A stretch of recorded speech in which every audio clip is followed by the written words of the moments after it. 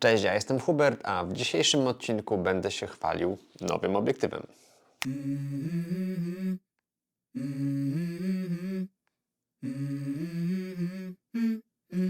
Let's go.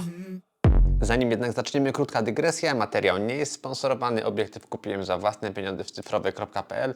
Nie mogę Wam powiedzieć za ile, ponieważ moja żona będzie oglądała ten materiał, więc sami rozumiecie. A jeżeli formalności mamy już za sobą, zapraszam Was na kilka kadrów nagranych tego samego dnia, kiedy wyjąłem obiektyw prosto z pudełka.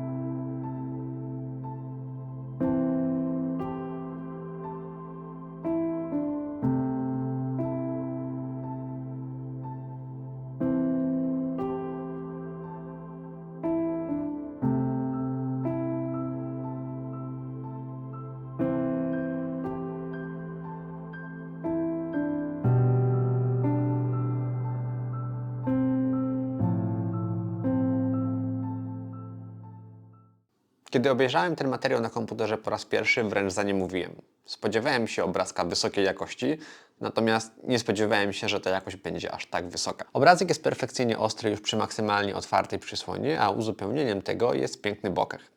Zakres ogniskowych 15-35 mm idealnie sprawdzi się przy vlogowaniu oraz wszelkich aktywnościach dookoła YouTube. Jeżeli chodzi o YouTube, to większość swoich filmów do tej pory nagrywałem przy pomocy dwóch obiektywów. Mamy tutaj ze sobą RF16 2.8 oraz RF35 1.8. Zamiana na RF15-35 wydaje się więc naturalnym krokiem naprzód. Z RF16 2.8 korzystałem stosunkowo rzadko, głównie przy nagrywaniu siebie samego z ręki lub gdy miałem do dyspozycji mniejszy pokój z mniejszą ilością miejsca. W obu przypadkach, czyli 16.2.8 i 15.35.2.8 światło jest takie same, zyskuje jednak dodatkowy 1 mm na ogniskowej oraz stabilizację, ponieważ 16 takiej stabilizacji nie posiadała.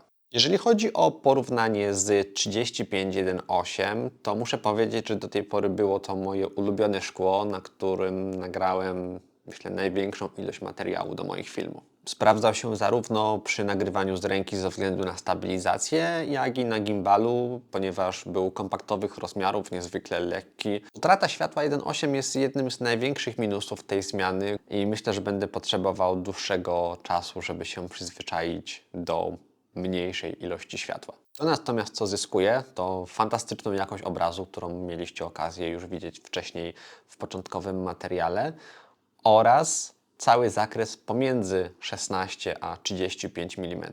Bardzo często zdarzało się, że brakowało mi czegoś w okolicy 24 mm, gdy 16 była zbyt szeroka, a 35 nie zbyt wąska.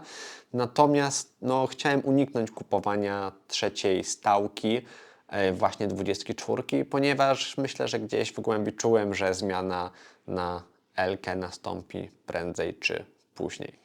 Brak 24 był najbardziej odczuwalny podczas filmowania z ręki, gdy nie korzystałem z gimbala. Po włączeniu podwójnej stabilizacji w korpusie, ten crop robił się już na tyle zauważalny, że 35 powoli przechodziła w okolice 50 mm. Także jakby się zastanowić, to wszystkie problemy wynikające z użytkowania tych dwóch obiektywów zostały rozwiązane przy przejściu na ten. Myślę, że w tym miejscu dobrym pomysłem będzie bezpośrednie porównanie wszystkich trzech obiektywów, póki jeszcze je mam, bo nie ukrywam, że niedługo będą wystawione na sprzedaż. W czasie, gdy Ania dzielnie pozuje, pokazując Wam różnicę pomiędzy obiektywami, ja zapraszam Was do subskrypcji mojego kanału, pomoże to w jego rozwoju, a mnie zmotywuje do dostarczania Wam kolejnych materiałów. Obiektyw jest przedstawicielem profesjonalnej serii L Canona. Biorąc go do ręki, czuć, że mamy do czynienia z segmentem premium. Obiektyw jest w pełni uszczelniony i odporny na warunki atmosferyczne, co przekłada się na dość masywne rozmiary oraz wagę w okolicach 840 gramów. Troszeczkę szkoda, że nie ma wewnętrznego ogniskowania, natomiast myślę, że to jeszcze bardziej podbiłoby rozmiar oraz wagę obiektywu. A w kartonie oprócz samego szkła znajdziemy także oczywiście komplet dekielków, zamszowy woreczek oraz osłonę przeciwsłoneczną z tworzywa sztucznego. Osłona jest niestety bardzo ciasno spasowana z obiektywem i mając ją założoną nie da się zamontować filtra ND, więc obawiam się, że jest to ostatni moment, gdy jest ona poza pudełkiem. Podsumowując, czy obiektyw jest wart swojej ceny? No nie mnie to oceniać. Ja w ostatnim czasie coraz bardziej stawiam na jakość oraz ergonomię użytkowania i wygodę użytkowania, więc w moim przypadku zamiana dwóch obiektywów stałoogniskowych na jeden obiektyw typu zoom, którego nie muszę ściągać z aparatu, żeby go wyważyć na gimbalu i żonglować nimi w tej z powrotem, no dla mnie to jest mega duży krok naprzód. A na serio, no dobra, jaram się przeokrutnie, jest to moja pierwsza Elka i strasznie się cieszę, że mam możliwość dostarczać Wam filmy z takiego oto obiektywu.